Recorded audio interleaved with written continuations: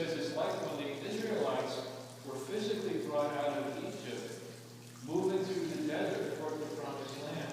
They were physically out of Egypt, but the affection for Egypt was in their heart. You know, their love for Egypt was still there.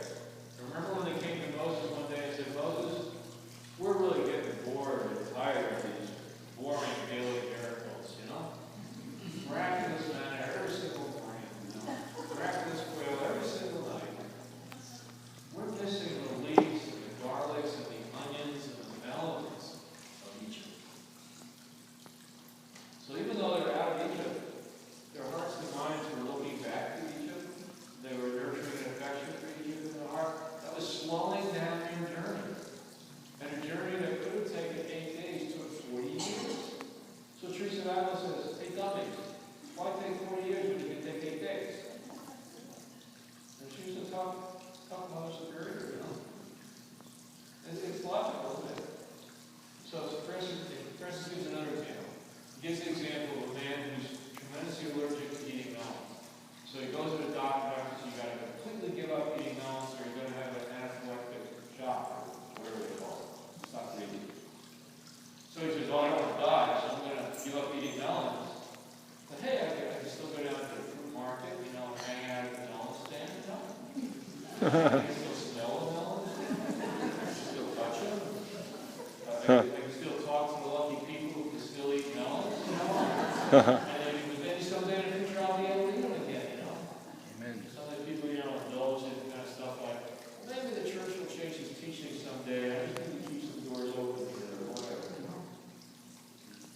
So even though the person wasn't eating melons, his life was revolving around the melon stand. And so sometimes it's like that with us.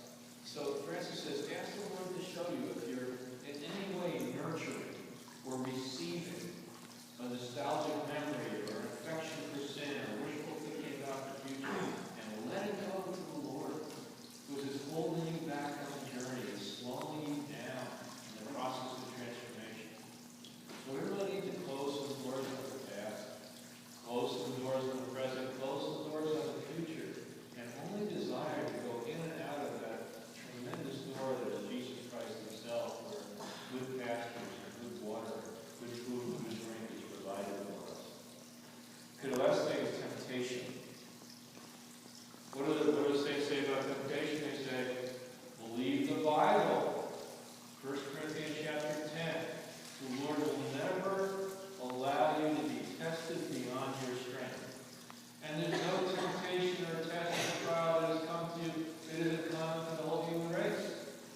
And along with the temptation or test or trial, God will give you the grace to endure it or he'll get you out of it.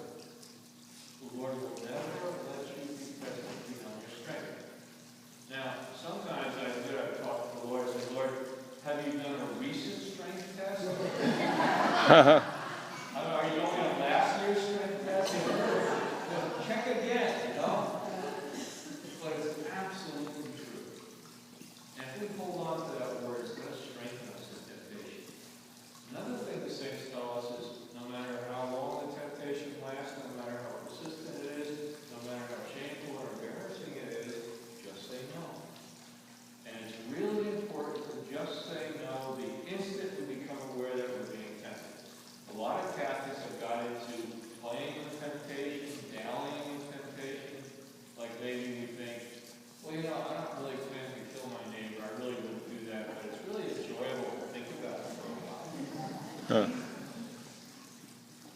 Receiving a temptation in any measure is receiving darkness into our soul. Depending on